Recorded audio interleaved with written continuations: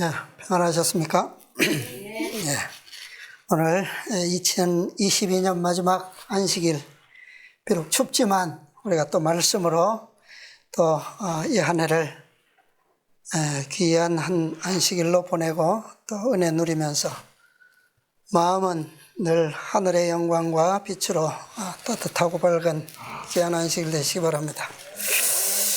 예, 오늘은 원래 1년 동안 우리가 살펴보았던 예수님의 공생애 가운데서 나타나셨던 표적들, 그 표적에 대한 마지막 사건을, 마지막 이적에 대해서 좀 보겠습니다. 마지막 표적이 뭘까요?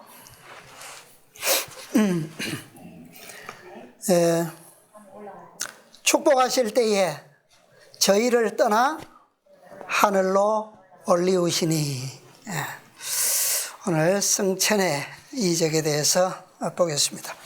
다 같이 누가복음에 있는 말씀 보겠습니다. 누가복음 24장 누가복음 24장 마지막 장입니다. 끝부분에 50절부터 있는 말씀입니다. 50절로 53절 찾으셨으면 읽어주세요. 예수께서 저희를 데리고 계단이 앞까지 나가사 손을 들어 저희에게 축복하시더니 축복하실 때 저희를 떠나 하늘로 올리우시니 저희가 그에게 경배하고 큰 기쁨으로 예루살렘에 돌아가 늘 성전에 있어 하나님을 찬송하니라. 아멘. 그 다음에 사도행전 1장의 말씀도 보겠습니다. 사도행전 1장 9절로 11절에 있는 말씀입니다. 이 말씀을 마치시고 저희 보는 데서 올리워 가시니 구름이 저를 가리워 보이지 않게 하더라. 올라가실 때 제자들이 자세히 하늘을 쳐다보고 있는데 흰옷 입은 두 사람이 저희 곁에 서서 가로되 갈릴리 사람들아 어찌하여 서서 하늘을 쳐다보느냐. 너희 가운데에서 하늘로 올리우신 이 예수는 하늘로 가심을 본 그대로 오시리라 하였느니라. 예, 아멘. 자, 오늘 읽은 말씀에는 어떤 단어가 많이 나옵니까? 하늘. 하늘이라고 하는 단어가 말씀에 많이 기록되어 있죠. 짧은 말씀이지만 예수님께서 이제 본 말씀처럼 승천하시는 사건인데요. 예수님께서는 왜 이렇게 승천하셨을까요? 예수님께서 부활하신 날 아침에 하늘에 다녀오셨죠, 그죠? 근데 왜 그 날에 가셨던 것처럼 가실 수도 있잖아요. 그 다음에 또 누가 하늘로 승천했습니까? 엘리야도 있고, 또요, 모세도 있고, 에녹도 있고. 아니, 모세는 표상의 인물 아닙니까? 그죠? 모세처럼 제자들과 이 공식적으로 이별을 고하시고, 모세가 그렇게 했잖아요. 그죠? 총회 앞에서. 그 다음에 홀로 승천하시기 위해서 모세처럼 산을 올라가실 수도 있으시잖아요. 그런데 왜 예수님께서는 엘리야처럼 제자들이 지켜보는 가운데서, 엘리사가 지켜보는 가운데서 엘리야가 갔던 것처럼 왜 그렇게 승천하셨을까요? 예수님께서 어떤 모습으로 하늘로 가셨죠? 어떤 모습으로? 인성을 쓰신 그대로, 그죠? 어디에서 승천하셨다고요? 누가복음에 보니까 아까 어디에서? 베다니. 감람산 꼭대기를 넘어서 동편 베다니 쪽으로 가시다가 거기서 승천하셨어요. 베다니의 위치 대충 아시죠? 그죠? 예루살렘이 있고 예루살렘 성 경계로 오른쪽에는 기드론 골짜기가 있고 기드론 골짜기 건너편에 감람산이 있어요. 감람산 언덕 겟셋마네. 그 다음에 감람산 꼭대기를 넘어서 가면 요단강 쪽으로 동편이 베다니예요. 베다니 산 중턱에 있는 마을입니다. 자, 그곳에서 예수님께서 승천을 하셨어요. 자, 이 감람산에서 제자들이 지켜보는 가운데서 승천하시는 장면을 오늘 좀 보겠습니다. 자, 이날 승천하시는 광경 속에서 이 땅에서의 장면과 하늘에서 일어난 장면들이 있어요. 어떤 일이 일어났습니까? 자, 먼저 시대의 소망에 있는 말씀부터 보겠습니다. 이 땅에서 일어났던 장면부터 볼게요. 시대의 소망 830페이지. 830페이지에서 832페이지까지인데요. 구속의 역사는 963페이지 왼쪽 단의 맨 아랫줄부터 보겠습니다. 감람산에 이르자 예수께서는 산 꼭대기를 넘어서 베다니 가까운 쪽으로 길을 인도하셨다. 그곳에서 예수께서 발길을 멈추셨고 제자들은 그분의 주위로 모여들었다. 그분이 사랑스러운 모습으로 그들을 바라보고 계실 때에 그분의 얼굴에서는 빛이 발하는 것처럼 보였다. 예, 특별한 장면들이에요, 이게. 네, 빛이 발하는 것처럼 보였다. 그분은 그들의 결점과 실패를 꾸짖지 아니하셨다. 오히려 저희가 주님의 입술에서 들은 마지막 말씀은 가장 깊은 친절이 서린 말씀이었다. 그들을 보호하시고 돌보아 주시겠다는 보증을 하시는 듯이 손을 펴신 채 세상의 어떤 인력보다 더 강한 힘에 이끌려 저희 가운데서 하늘로 천천히 승천하셨다. 그분이 위로 올라가실 때에 두려움에 사로잡힌 제자들은 승천하시는 저희 주님의 마지막 모습을 눈을 크게 뜨고 쳐다보았다. 마침내 영광의 구름이 그분을 가리워 볼 수 없게 되었으며 천사들의 구름 수레가 그분을 영접할 때에 볼지어다 내가 세상 끝날까지 너희와 함께 있으리라는 말씀이 그들에게 들려왔다. 그와 동시에 천사들의 합창대가 부르는 가장 아름답고 기쁜 음악이 울려 퍼져 그들에게 들려왔다. 자, 첫 번째 들려온 음성은 누구의 음성이에요? 볼지어다 내가 세상 끝날까지 너희와 함께 있으리라. 누구의 음성입니까? 그분의 모습이 구름에 가리워 보이지 않게 되었을 때의 음성이 들려왔어요. 그 다음에는 무엇을 들었어요?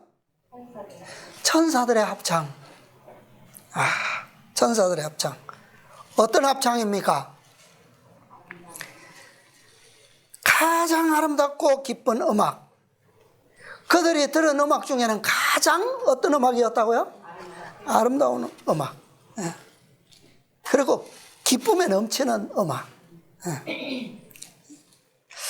제자들이 여전히 위를 쳐다보고 있을 때에 가장 아름다운 음악과 같은 또 다른 음성이 그들에게 들려왔다. 그들이 소리나는 쪽으로 보니 사람의 모습을 한 두 천사가 있었다.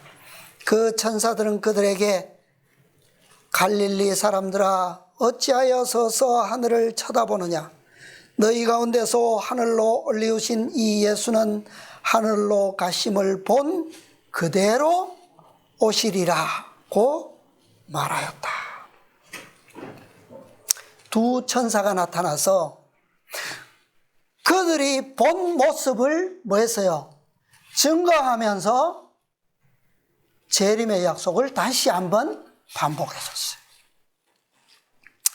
이것이 땅에서 이루어진 승천의 장면입니다. 11 제자들이 예수님께서 행하셨던 이 마지막 이적을 이렇게 목격하고 경험했어요. 자, 왜 땅에서 장면 뭐 특별하지만 아주 간단하죠, 그죠? 네. 왜 요렇게만 보여졌을까요? 이 광경이.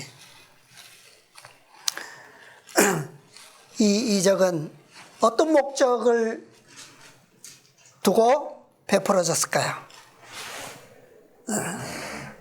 11 제자들이 지켜보는 가운데서, 그래서 바로 방금 시대의 소망에서 말씀하신 것처럼 재림의 약속,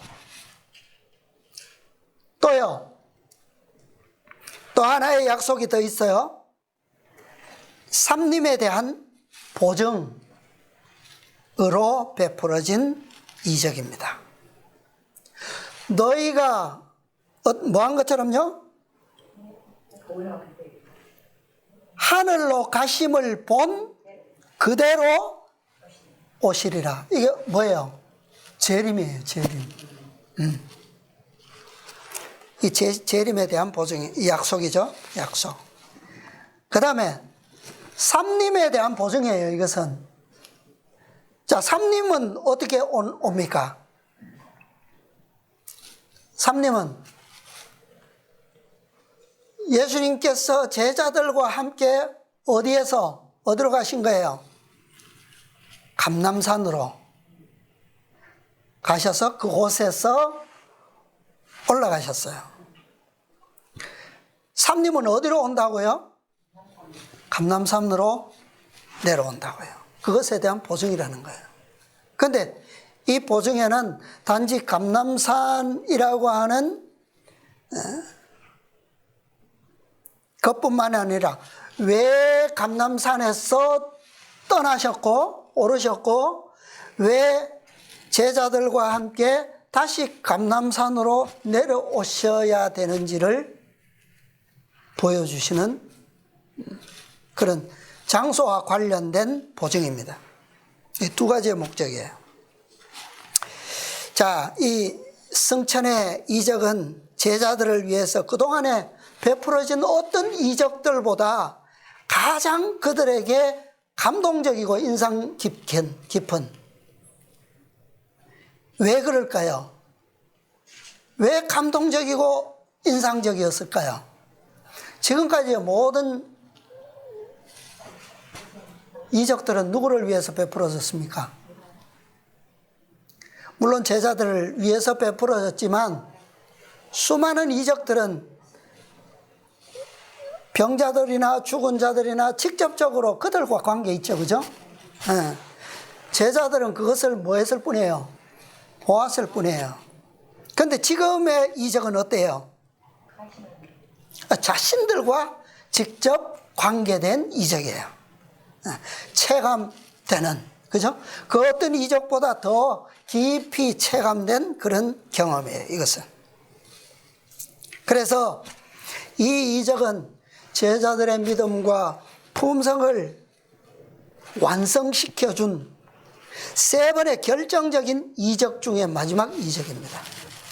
자, 결정적인 이적, 그들과 직접적으로 관련된 3번의 결정적 이적이 뭐예요? 첫째는 십자가, 그죠? 십자가 희생. 그 다음에 두 번째는요, 부활의 이적이에요, 부활. 세 번째는 승천입니다. 이 이적은 제자들이 그동안 예수님을 3년 반 동안 따라다녔지만 그 놀라운 표적들, 이적들을 경험하면서도 뭐가 항상 사라지지 않았어요? 불신, 의심, 또 오늘 교과에서 본 것처럼 메시아에 대한 참된 관념을 얻지 못했었어요. 그죠? 그런데 이 세 이적을 통해서 그들의 믿음이 완성되는 거예요. 네. 그들은 완전한 진리의 반석 위에 그들의 신앙의 믿음을 세우는 그런 결정적 증거가 된 이적이 바로 이 세 이적입니다. 이 사건을 통해서 그들은 하늘을 어떻게 보여? 새롭게 보기 시작했어요. 그동안에는 해와 달과 별들이 비추는 그냥 허공의 하늘이었다면 지금은요, 이제는 그 하늘에 누가요?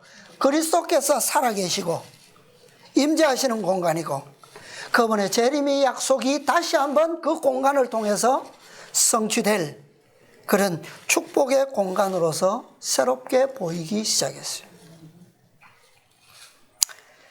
그리고 하늘은 그분께서 하신 모든 예언들이, 앞으로 성취될 모든 예언들이 성취될 증거들로 충만한 그런 공간으로서 언제나 하늘을 바라볼 때마다 그들의 믿음은 새롭게 되고 희망과 소망으로 가득 차게 해줄 그런 하늘로서 바뀌었어요. 이제 제자들은 무덤도 두려워할 필요가 없었습니다. 왜요? 어떠한 죽음을 그들이 맞을지라도 믿음이 흔들리거나 또 그리스도에 대한 사랑으로부터 그들의 믿음을 끊어지게 할 수 없을 것이었습니다. 왜냐하면 이제 그들은 저들과 똑같은 인성으로 사셨고 죽으셨고 그리고 여전히 인성으로 부활하신 그리스도께서 인성의 형상을 쓰신 그대로 뭐 하셨어요? 하늘로 올리우신 그 증거를 그들의 마음 깊이 새겼기 때문입니다.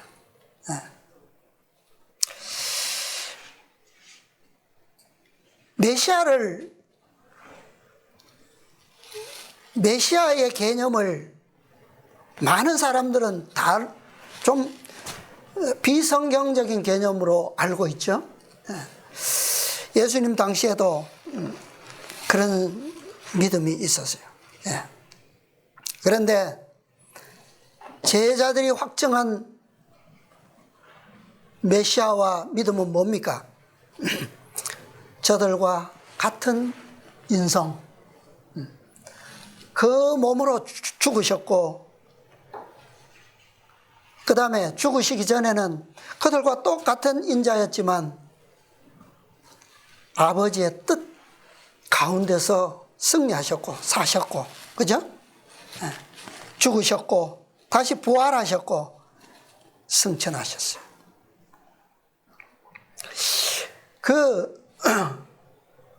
뭐예요? 바리새인들이 예수님께 요구했던 표적도 그런 표적 아니에요? 그죠? 그런데 예수님께서는 그런 표적을 사실은 완전한 증거들을 마지막에는 다 모두에게 주시지 아니하고 제자들에게만 그 증거를, 그 약속을 주셨다라고 하는 겁니다. 그래서 이 제자들은 이제는 새로운 증거 안에서 새로운 개념으로서의 하늘의 그 증거를 완전한 믿음을 가지고 바라볼 수 있게 되었습니다. 자, 그 다음에 하늘에서 일어났던 승천의 장면을 좀 보겠습니다. 여선 시대 소망 좀 넘어가세요. 833페이지, 4페이지. 구속의 역사 964페이지입니다. 964페이지. 자, 오른쪽 첫 문단입니다. 온 하늘은 구주를 하늘 궁정으로 영접하기 위하여 기다리고 있었다. 승천하실 때에 그분이 앞서서서 길을 인도하고 그분의 뒤에는 부활하실 때에 죽음에서 노임을 받은 많은 포로들이 뒤따랐다. 하늘 천사들은 찬양과 천국의 노래로 환호하면서 즐거운 행렬에 가담하였다. 저희가 하나님의 도성에 가까이 이를 때에 수행하던 천사들이 다음과 같이 소리친다. 문들아 너희 머리를 들지어다. 영원한 문들아 들지어다. 영광의 왕이 들어가시리로다. 자, 수행하던 천사들이 이렇게 외쳤어요. 그럴 때에 기다리던 천사들, 파수꾼들은 어떻게 화답합니까? 뭐라고요? 영광의 왕이 위시뇨. 자, 몰라서 그렇게 물었다고요? 그렇게 화답하는 것은 그분이 누구인지를 알지 못하기 때문이 아니라 다음과 같은 숭고한 찬양의 화답을 뭐하고자? 그들이 이렇게 알면서도 그분을 찬양하기 위해서 듣는 것은 그들에게 뭐예요? 기쁨이요, 즐거움이기 때문이죠. 강하고 능한 여호와시요 전쟁에 능한 여호와시로다. 이것은 검증된 거예요. 그죠? 하늘에서도 검증되었고 이 땅에서도 다시 한번 검증되었습니다. 문들아 너희 머리를 들지어다. 영원한 문들아 들릴지어다. 영광의 왕이 들어가시리로다. 자, 그분 자신이 여기서 뭐가 되신 것을 증명하고 있습니까? 아까 우리 교과에서 내가 이 반석 위에 교회를 세우리니 내가 너희에게 무엇을 준다고요? 천국 열쇠를 주리니 땅에서 풀면 하늘에서도 풀릴 것이요 땅에서 매면 하늘에서도 풀리리라. 그 검증을 다시 한번 그리스도께서 친히 뭐 하시는 거예요 지금? 문들아 너희 머리를 들자. 천국 열쇠를 지금 열리는 장면 아니에요 이게. 그죠? 천국이 열리는 장면. 영광의 왕이 들어가시리로다. 다시 영광의 왕이 니시뇨라고 묻는 말이 들리는데 그것은 왜요? 천사들이 주님의 이름을 높이는 말을 듣는 것이 뭐요? 전혀 실증나지 않기 때문이다. 호위하던 천사들은 다음과 같이 대답한다. 만군의 여호와께서 곧 영광의 왕이시로다. 그 후에 하나님의 도성의 문들이 활짝 열리고 천사의 무리들이 영광스러운 음악이 울려 퍼지는 가운데 그 문들을 통해 들어간다. 그곳에는 보좌가 있고 언약의 무지개가 그 보좌를 둘러있다. 거기에는 그룹과 스랍들이 모여서 있고 하늘 군대의 지휘자들과 하나님의 대표자들이 그 앞에 모인다. 루스벨이 그 앞에서 하나님과 그의 아들을 비난했던 하늘의 의회와 사단이 거기서 자기의 나라를 세우려고 생각했던 죄 없는 세계의 대표자들이 모두 그곳에 모여 구주를 환영한다. 그들은 열렬하게 구주의 승리를 축하하며 제2왕에게 영광을 돌리게 된다. 자, 이 장면은 그리스도께서 승천하시던 그날에 하늘에서 있었던 광경입니다. 그런데 이 광경은 제자들에게는 계시되지 않았어요. 처음에 하늘에서 기다리던 천사들 합창대가 부르는 영광의 찬양을 잠깐 동안 조금만 들었을 뿐이에요. 지금 본 것처럼 하늘 궁정에서 일어났던 그 영원한 문들이 들리는 영광의 왕, 전쟁에 강하고 능하신 그 여호와께서 들어가실 때에 문들이 소리치며 wel리는 그 놀라운 광경들을 제자들은 볼 수 없었고 들을 수가 없었습니다. 하늘에서 일어났던 이 모든 영광스러운 광경들이 구름으로 가리워졌어요. 제자들이 그 광경들을 보고 그 찬양대가 하는 놀라운 찬양을 들었으면 얼마나 좋았을까요? 그러나 볼 수 없도록 구름으로 가리워진 것은 오히려 그들에게 축복이었어요. 아쉽지만 그것이 오히려 더 큰 축복이었어요. 왜냐하면 그것은 그리스도께서 자비로서 베푸신 또 다른 이적이기 때문입니다. 구름으로 가리워진 것이 이적이다? 이적이에요. 자, 왜 그것이 축복인지, 왜 그것이 가리워질 수밖에 없었는지, 사도행전 1장 9절로 11절 주석에 대한 말씀 보겠습니다.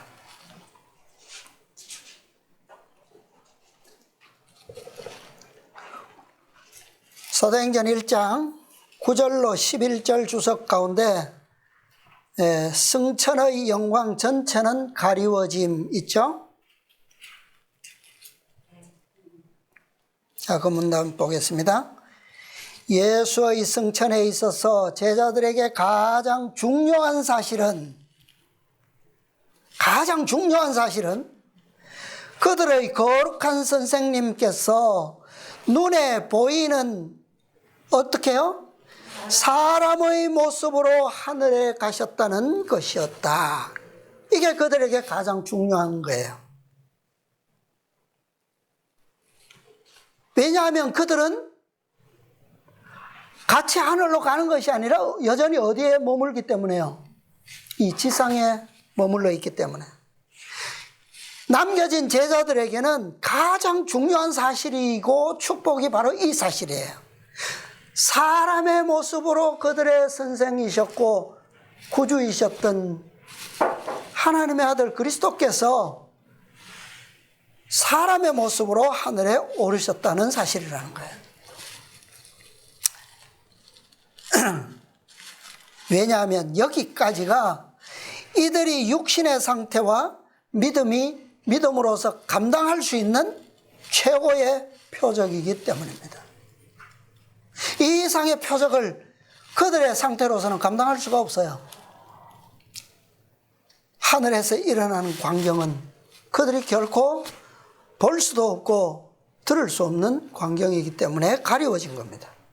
제자들은 주께서 승천하시는 것을 보았을 뿐 아니라 천사들의 증언 곧 예수는 하늘에 계신 아버지의 보좌에 앉으시기 위해서 가셨다는 증언을 들었다. 제자들이 그들의 주님에 관하여 가지고 있는 마지막 추억은 그분은 영광의 구주시요 동정심이 많은 친구라는 것이었다. 모세는 그의 얼굴에 반사된 율법의 영광을 가리웠다. 그와 같이 그리스도의 승천의 영광도 사람들이 보지 못하도록 가리우셨다. 하늘 시위대들과 그분을 환영하기 위하여 열어놓으신 하늘문에서 쏟아져 나오는 광명한 빛은 죽을 수밖에 없는 인간의 눈으로는 인지할 수 없도록 되어 있었다. 왜요?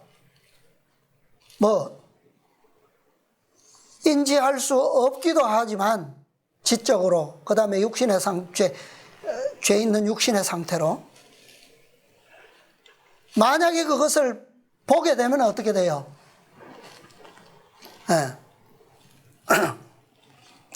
광명한 빛은 뭐 할 수밖에 없다고요? 죽을 수밖에 없다 그랬어요. 자, 그 다음에 그리스도께서 하늘로 승천하는 길에 있었던 말로 다 할 수 없는 영광을 제자들에게 드러내 보여주었더라면 그들은 그 영광을 견디지 못하였을 것이다. 영원한 문들이 열려 천천만만 천사들과 하늘 도성으로부터 승리의 함성을 들었다면 그 영광과 고생 많은 이 세상에 사는 그들의 삶을 비교해보고 그 차이가 너무 커서 그들은 지상의 삶의 무거운 짐을 다시 짊어질 수가 없었을 것이며 구주께서 그들에게 주신 사명을 용감하고 충실하게 수행할 준비도 되지 않았을 것이다. 그들에게 보냄을 받으신 보혜사 성령까지도 그 진가를 정당하게 인식하지 못하였을 것이요, 그들의 마음을 강하게 해서 비난과 모욕과 투옥과 필요하다면 죽음에까지 나아가야 하는데 그렇게 못하도록 만들었을 것이다. 그럴까요? 그죠? 네. 사람이 우리의 눈으로 너무 광명한 태양빛을 직접적으로 보게 되면 어떻게 됩니까? 우리의 눈이. 네. 그동안 모든 사물들을 뚜렷하게 볼 수 있었던 그 시력이 어떻게 돼버려요? 가버리죠. 잃어버려요. 그래서 항상 그 태양에서 나타났던 그 광명한 빛 때문에 잃어버렸던 흑암만 계속 보여요. 현실을 직시하지 못하게 되죠. 그죠? 바로 하늘에서 일어났던 그 성천의 장면을 가리워진 목적이 바로 이겁니다. 그들의 오관은 뭐라고요? 그들의 오관은 그들이 닮아야 할 지상에서 생활하셨던 그리스도의 품성을 보지 못할 만큼 어떻게 해요? 하늘의 영광에 쏠리지 말아야 했다. 그리스도의 품성을, 그 영광을 분별하지 못할 어떤 영광도 그들에게 비춰서는 안 돼요. 그리스도께서 이 땅에서 나타내셨던 품성의 영광을, 최고의 영광을 잃어버리지 않는 범위 내에서만 그게 가능한 거예요. 네. 그들은 그분의 삶의 위엄과 아름다움과 완전한 조화를 갖춘 그의 품성과 그의 본성 가운데 있는 신성과 인성의 신비한 연합 등을 그들의 마음에 똑똑하게 간직하고 있어야 했다. 이런 진리들을, 이런 것을, 가르침을 잊어버리게 만들 그 어떤 것도 주어져서는 안 되는 거예요. 주님에 대해서 제자들이 세상적으로 아는 것은 그렇게 조용하게 끝내는 것이 더 좋은 일이었다. 눈에 보이는 가운데서 그가 세상을 떠나가신 것은 그의 온유하고 조용한 생애와 조화되는 것이었다. 예수님께서 오늘 교과에도 그랬지만 왜 메시아인 것을 베드로와 제자들이 확신하고 있는데도 불구하고 왜 그것을 전하지 말라고요?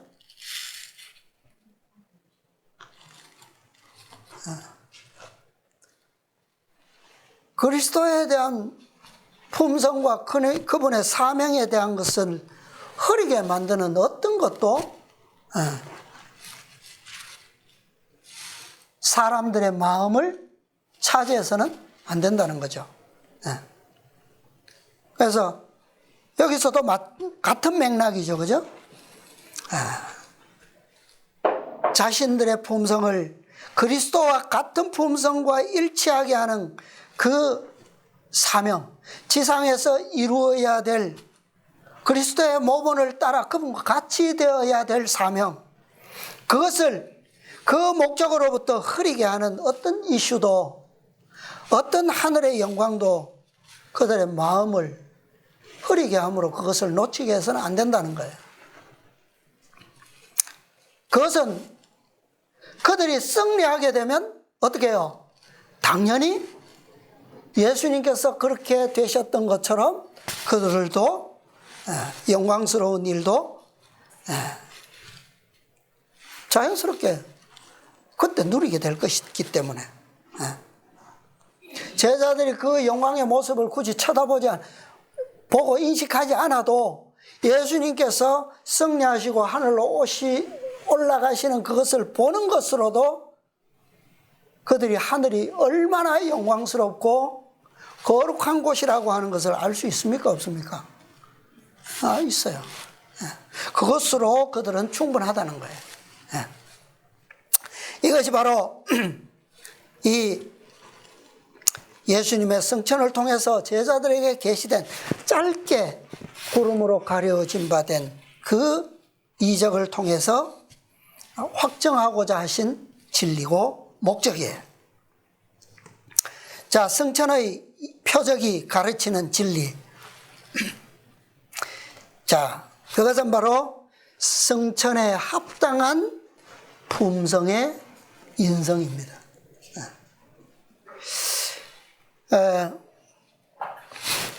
그 주석 다 보면 좋겠는데 제가 시간이 없기 때문에 짧게 말씀드리겠습니다. 그의 승천은 그 사도행전 1장 9절에 있는 주석이에요. 그의 승천은 그의 고상한 품성에 합당한 것이었다. 예수님께서 하늘로 승천하신 것은 뭐요? 그분의 고상한 품성에 어떤 것이다? 합당한 것이었다.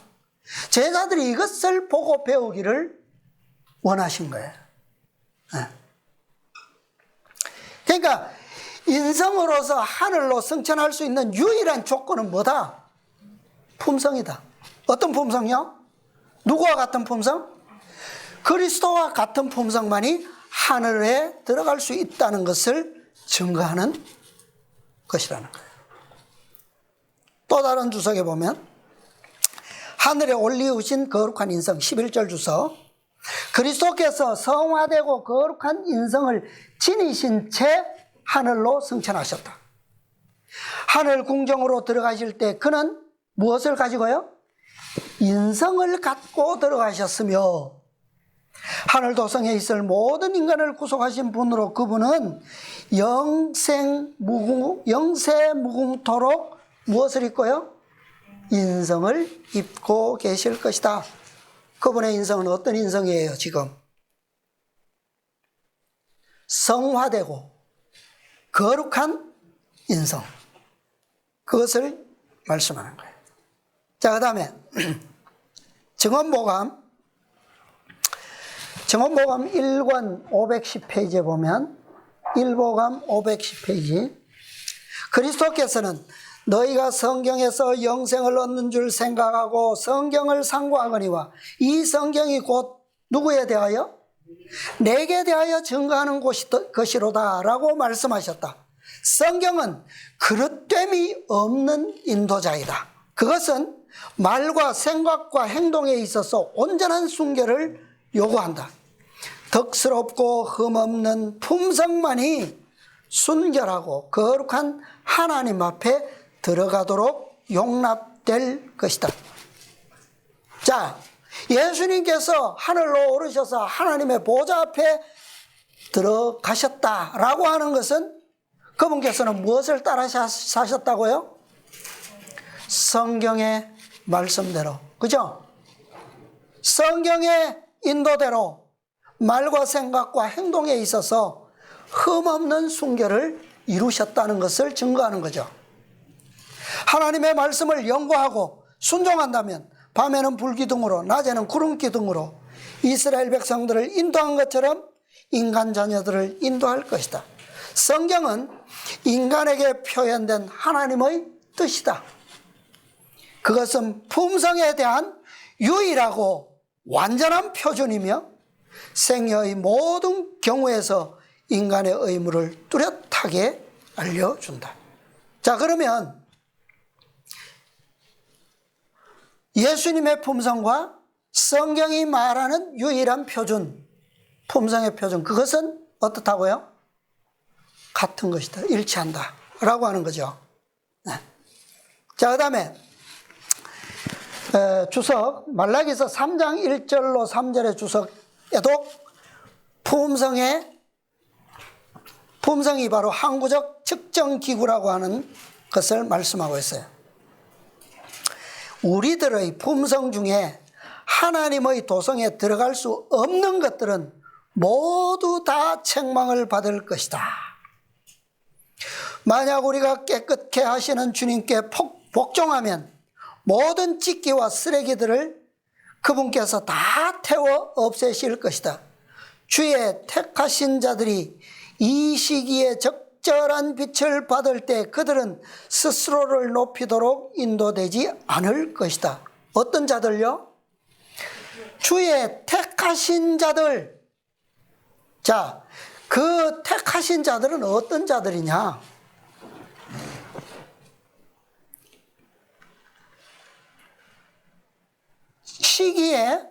이 시기에 무엇을 받는다고요? 적절한 빛을 받을 때 그 빛을 뭐하지 않는 자들, 거스르지 않는 자들, 그들이 어떤 자들이라고요? 택하신 자들이라는 거예요. 그들은 자신의 품성을 재는 표준을 뭐하지 않는다? 조작해내지도 않을 것이다. 자신의 품성을 재는 표준으로서 조작하면 표준을 바꾸는 자들은 다 어떤 자들입니까? 그릇된 길을 가는 자들이에요. 그죠? 인간의 표준으로 조작되지 않습니다. 왜냐하면 주께서 어떤 표준을 주셨다고요? 한 표준을 주셔서 그 한 표준이 뭡니까? 그리스도 자신이에요. 자신. 네. 한 표준을 주셔서 그것으로 모든 사람의 품성이 뭐하도록? 시험받게 하셨기 때문이다. 그것이 그리스도 자신일 뿐만 아니라 또 무엇이에요? 성경이에요. 성경. 그죠? 왜? 이 둘은 일치하기 때문에. 자, 그 다음에 가난한 자들을 위한 표준이 있고 부자들을 위한 표준이 따로 있는 것이 아니다. 사람이면 누구나 다 하나님을 최고로 사랑하고 이웃을 자기 몸같이 사랑하라고 명하신 그 율법으로 시험을 받을 것이다. 자, 그리스도께서는 율법에 대한 뭡니까? 완전한 실체예요. 그죠? 검증된 완성된 목표본 아닙니까? 그죠? 네. 하늘 보화를 얻는 사람들은 그들의 보물을 하늘에 쌓아둔 사람들일 것이다. 하나님은 우리들에게 그리스도에게서 배울 수 있도록 무엇을 주신다고요? 빛과 기회를 주신다. 이들이 누구라고요? 택하신 자들이라는 거예요. 때에 맞는 빛과 기회를 주실 때에 그것을 거스르지 않는 자들, 믿음으로 따라가는 자들, 믿음으로 자신을 굴복시키고 순종하는 자들이 바로 택하신 자들이에요. 이는 무엇을 위해서요? 우리의 인격과 정신이 누구와 같이? 그리스도와 같이 되게 하기 위함이다. 우리는 어떤 인간의 표준에 맞추어서는 안 된다. 자, 우리의 머리는 누구밖에 없다고요? 그리스도, 오직 그리스도. 그리스도 외에는 어떤 인간도 우리의 머리가 될 수 없는 것처럼 우리의 표준이 되어서는 안 된다는 거예요. 우리는 하나님의 진리를 마음속에 받아들여서 그것이 우리의 삶을 규제하고 품성을 꼴짓도록 해야 한다. 자, 또 한 주석입니다. 베드로후서 1장 10절 주석입니다. 베드로후서 1장 10절 주석. 택하심을 위한 값은 모든 인류를 위해 지불되었음. 하늘에 들어갈 준비를 하지 않은 사람이 하늘에 들어가는 일은 있을 수 있다 없다? 없다. 이 말은 무슨 말이냐 하면 그 다음에 나와요. 하늘나라 신민의 후보자로 택하심을 받지 않은 어떤 한 사람이, 이해되죠? 하늘나라에 들어갈 만큼 성화되고 하늘나라에 살 만큼 적합하게 꼴지어지는 그런 일은 없다. 이게 무슨 말이에요? 예? 아니, 누구든지 성화될 수 있잖아요. 하늘에 들어갈 만큼 성화되고 살 만큼 적합하게 꼴지어질 수 있잖아요. 그런데 누구는 안 된다고요? 하늘에 들어갈 준비를 하지 않은 사람이 그렇게 될 수 없다는 거예요. 이건 무슨 말입니까? 하늘나라 신민의 후보자로 택하심을 받지 않은 사람이라는 의미인데, 같은 말인데 어떤 사람이 그렇다는 말이에요? 그 다음 문장이 그걸 설명하는 거예요. 자, 하나님은 뭐라고요?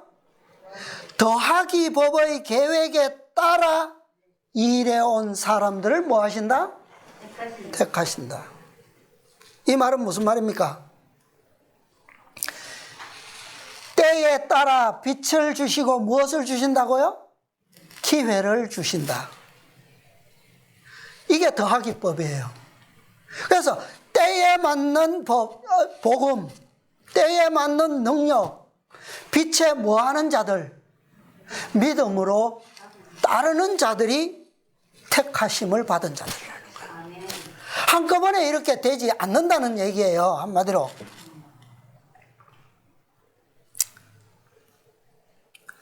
자, 고문단 마지막 문장 보겠습니다.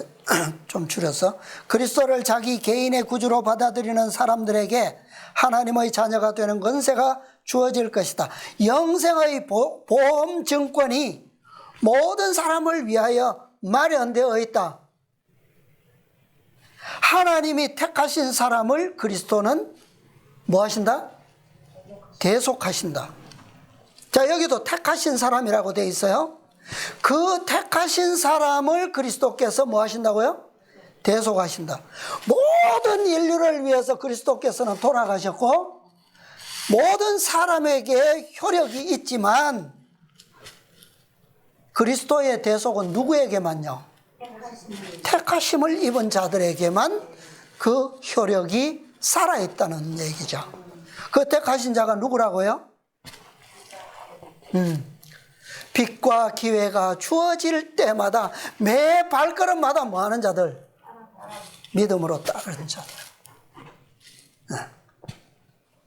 그 마지막 문장 보겠습니다. 창세로부터 우리를 택하신 구주로부터 우리는 우리에게 영생의 자격을 주는 뭐예요? 보험 증권을 받는다. 이 창세로부터라고 하는 말이 무슨 말씀이에요? 무슨 의미입니까? 창세로부터 우리를 택하셨다. 이 말은 창세로부터 우리를 위해 예비된 복음, 준비된 복음, 그 복음을 창세로부터 주어지는 빛 기회마다 뭐하는 자들요? 믿음으로 받는 자들이라는 거예요. 오늘날 우리가 마지막 때에 살고 있기 때문에 마지막 때에 빛 한꺼번에 받으면 된다? 그겁니까? 아니에요. 아담에게 주셨던 그 창세기 3장 15절의 복음부터 뭐요? 믿음으로 받아들이는 자들. 그래서 예수님께서 제자들을 3년 반 동안 동고동락 하시면서 데리고 다니셨던 목적이 이거예요. 그렇게 3년 반을 또 그 예수님과 동행한 사람은 누구밖에 없습니까? 12제자들밖에 없어요. 그래서 그 11제자, 가룟 유다를 뺀 11제자만을 데리고 어디에 가셨어요? 승천의 장소로 인도하신 거예요. 그래서 마지막 이 이적의 장면이 계시된 제자들에게 그분은 뭐예요? 영생의 보험 증권으로 그 장면이 보여진 거예요. 제자들에게. 제자들만큼 예수님의 더하기 법의 계획을 따라 그리스도와 산 자들이 없기 때문에 그렇습니다. 이것이 바로 하나님의 택하심이고 그리스도의 대속이에요. 그래서 제자들처럼 더하기 법을 따라 꼴지워지기를 거절하는 자들, 하나님께서는 우리가 더하기 법으로 믿음으로 따라갈 때 하나님께서는 어떤 법으로 우리를 도우신다 그랬습니까? 곱셈 방법으로 그렇게 하신다 그랬죠. 그래서 우리는 그럼 하나님께서 그렇게 말씀하셨으니까, 약속하셨으니까 우리는 곱셈법으로 그분을 변화되기를 바라도 되겠구나. 되겠어요? 어떤 자들에게 곱하기 법을 해주신다고요? 더하기 법을 따라가는 자들에게 해주신다 그랬어요. 많은 사람들이 속고 있죠. 마지막 때 늦은 비 탁 오면 다 해결될 텐데, 그죠? 그들은 다 좌절을 경험하게 될 것입니다. 늦은 비의 목적도, 늦은 비를 위한 준비도, 조건도 무엇인지도 이해하지 못하면서 늦은 비만 받으면 모든 것이 해결되리라고 믿는 자들, 모든 과정은 불신하고 무시하면서 마지막만 끝만 좋으면 돼. 우편강도처럼 그런 좋은 결과를 기대하는 모든 자들은 오늘날은 실망을 당하게 될 것입니다. 네. 자, 제자들에게 이제 하늘은 새로운 하늘이다 그랬죠? 왜요? 그 하늘이 그들에게 무엇이 된다고요? 그 광경이 새겨진 그 하늘은 영생에 대한 보험증권이었다 그랬어요. 보험증권. 자, 사도행전 1장 11절 주석에 보면 제가 한 줄만 읽겠습니다. 그들에게 하늘은 더 이상 볼 수 없는 영들로 충만한 애매모호하고 불가사의한 공간이 아니었다. 이제 그들은 하늘을 그들의 미래의 본향이 되는 것으로 바라보았다. 하늘을 보는 새로운 시각, 그 두 번째 문단 첫 문장에 그렇게 되어 있어요.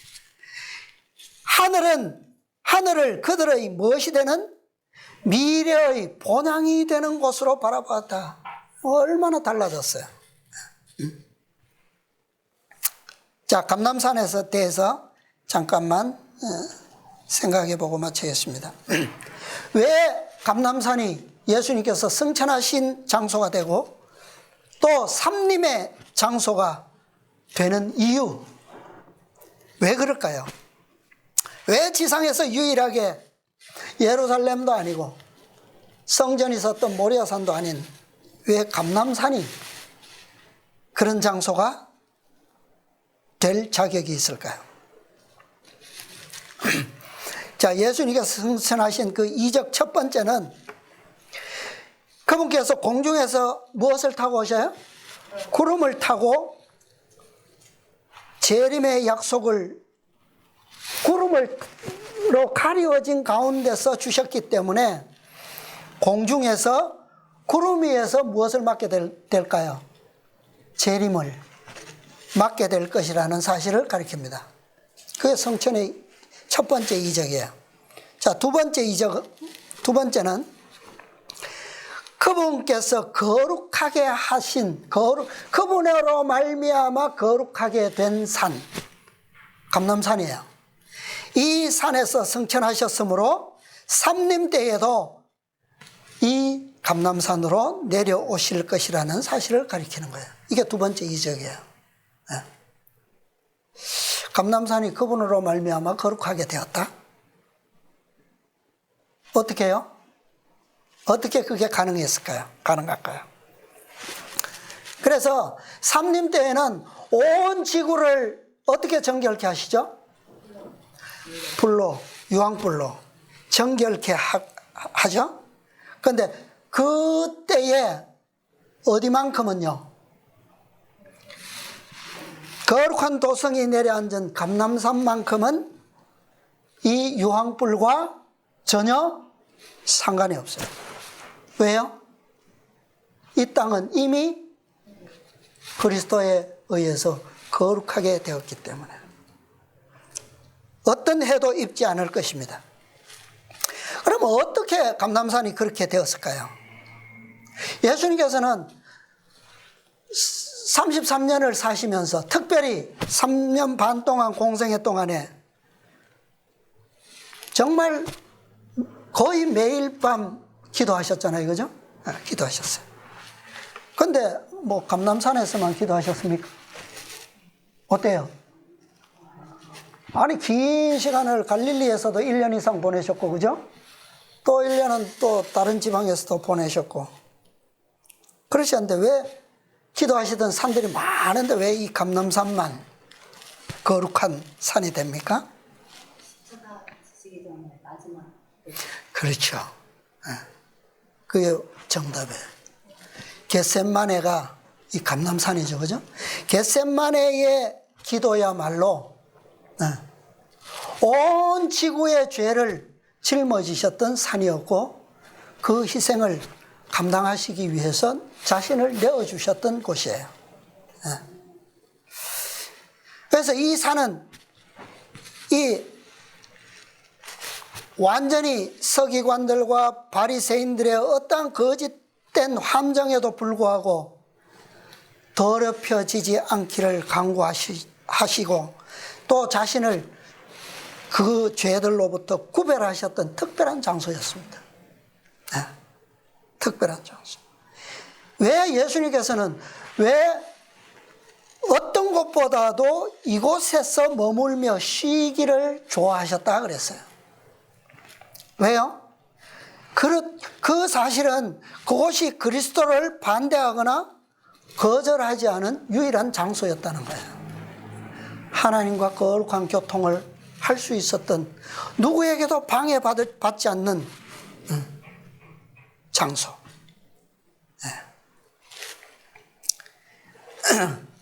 온 유대가, 온 예루살렘이 그분을 거절하고 결국 그분을 십자가의 죽음으로 내몰았을 때에도 감람산은 그분의 고통과 시련에 함께 동참했습니다. 감람산은 그분의 거룩한 간구하는 음성을 밤마다 들었고 그분의 피땀으로 온몸을 적시는 마지막 밤까지 목격했어요. 그분의 거룩한 성정으로 말미암아 그곳은 마침내 거룩한 곳이 된 것입니다. 자, 그래서 그분으로 말미암아 거룩하게 된 이곳에서 그분께서 승천하셔야지만 뭐예요? 삼림 때에 그분께서 다시 이곳으로 오실 수 있는 거예요. 예수님의 발이 어떻게 해요? 감람산 꼭대기에 닿을 때에 그 산이 멸망되었습니까? 뭐 어떻게 됐어요? 그래서 이것은 이 시대의 소망에 보면 다시 이 성소의 지성소 위에 머물던 셰키나 영광, 그 셰키나가 이 지상을 마지막으로 떠날 때에 성전에서 떠나서 바로 떠나지 않고 어디에 머물렀다고요? 감람산 꼭대기에 최후로 잠시 동안 머물다가 떠났었어요. 왜 그 광경은 뭐 그냥 뭐 아쉬움이 아니라 뭐예요? 그곳이 그리스도께서 거룩게 하신 곳이었기 때문에 그 영광의 임재가 그곳에 머물 수 있었다는 거예요. 자, 거룩하게 된 자가 거룩한 곳을 만들고, 그죠? 맞죠? 만들고, 거룩하게 된 곳에 거룩한 자가 뭐합니까? 임할 수 있어요. 그것이 감람산과 그리스도와의 관계입니다. 우리가 우리의 마음을 거룩하신 분께 내어드리면 우리의 마음이 어떻게 될까요? 거룩하신 분께서 임재하실 수 있고 임재하셔서 우리를 어떻게 해요? 거룩하게 하실 것입니다. 우리가 우리의 가정을 거룩하신 그리스도께 내어드리면 그분께서 우리의 가정들을 거룩하게 하실 겁니다. 우리가 우리의 교회를 그리스도께 내어드리면 그분께서 우리의 교회를 거룩하게 하실 거예요. 그렇게 될 때 우리는 그리스도와 함께 하늘에 있게 될 것이고 그분과 함께 다시 거룩하게 된 이 땅에서 우리의 가정과 우리의 교회에서 영원히 함께 살게 될 것입니다.